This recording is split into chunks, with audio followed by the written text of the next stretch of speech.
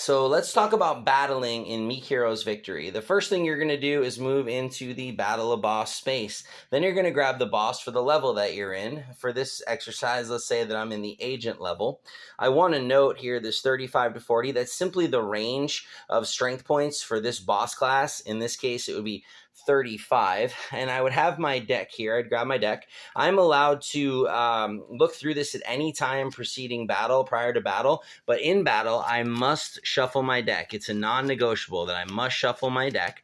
And similar to a game of war, I will actually keep my cards face down and I will flip over one at a time. And I have a draw limit of 5. This is indicated on your player board where you shuffle and draw up to 5.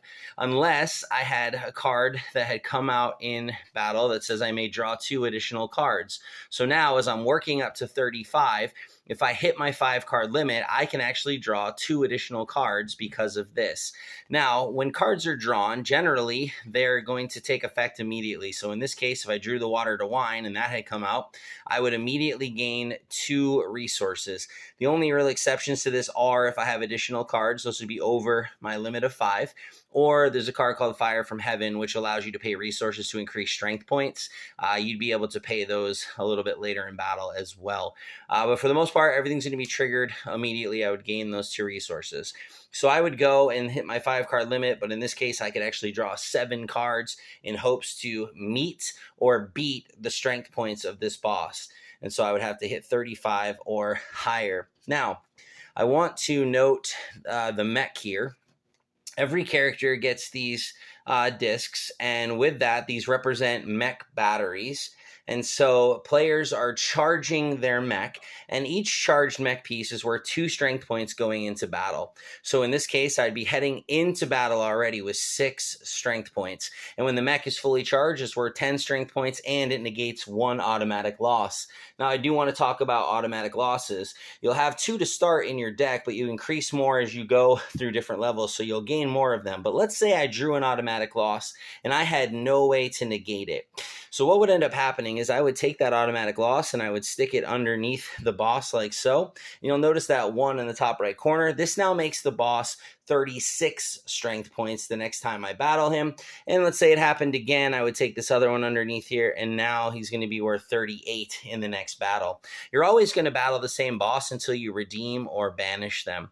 But I do want to note here that the first time you lose to a boss, whether you draw an automatic loss card or you don't have enough strength points in order to beat them, because again, you have to meet or exceed the strength points. If I'm not able to do that, and it's my first loss, I have a first loss condition. In this case, I would have to pay 2 of any resource back to the supply, and I only have to do that the first time I lose. But let's say I actually redeemed them. A couple things are going to happen in this case. One, these automatic losses are going to go back into my deck for my next battle, but I have this victory bonus. And this victory bonus is up on the top, and it is only applicable in the henchman and the agent level. You don't have this in the principalities, but you would roll it. In this case, I rolled a 1.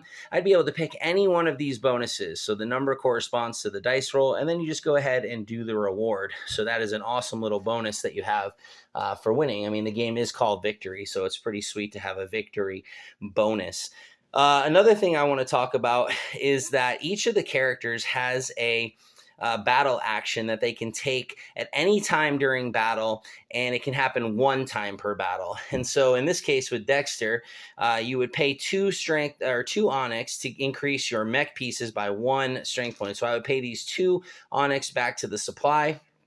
And then from there, I have now these, instead of being this worth 6, I'd have 9 going into that battle, or at any time during the battle. If I want to increase that strength, I'm able to do that. And again, you can only do that 1 time per battle.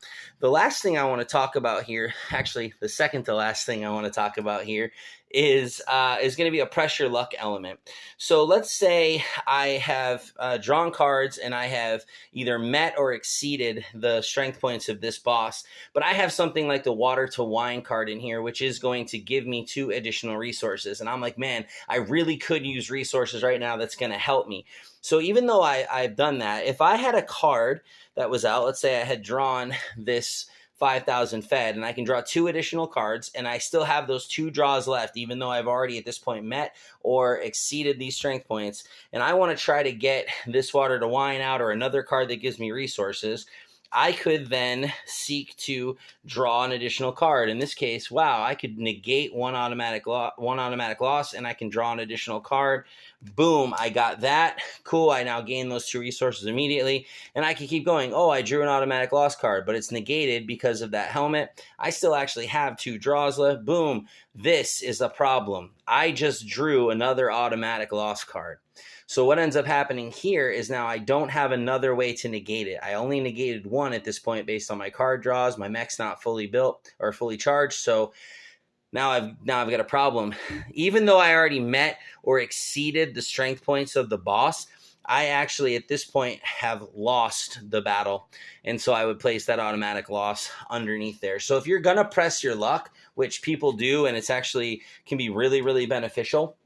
But if you're going to press your luck, you should have ways to negate automatic losses, and just understand that if you're going to press your luck and you draw that you are going to, in fact, lose the battle. And so that is definitely there. The last thing I want to talk about is allies. I'm going to bring one down here from the setup just to show you. So with this, if I wanted to play or activate this ally, I would pay 7 Jaspers, and I would be able to do what the ally's effect is. In this case, I could select one of my character cards to use in my current battle, and I would pull it out, and this is actually considered an additional card, so it's on top of my 5, but I can play this ally at any time. It just doesn't count towards one of my 5. It's an additional card.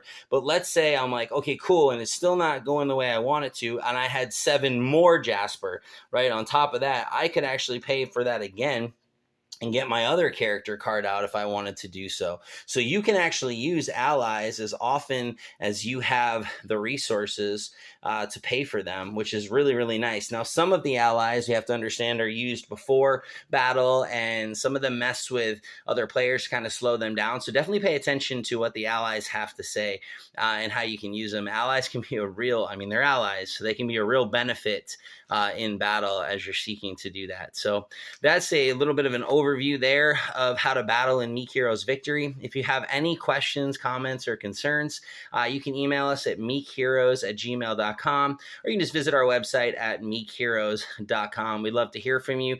Thank you for your support and encouragement, and we really hope you have a great time with Meek Heroes Victory. God bless.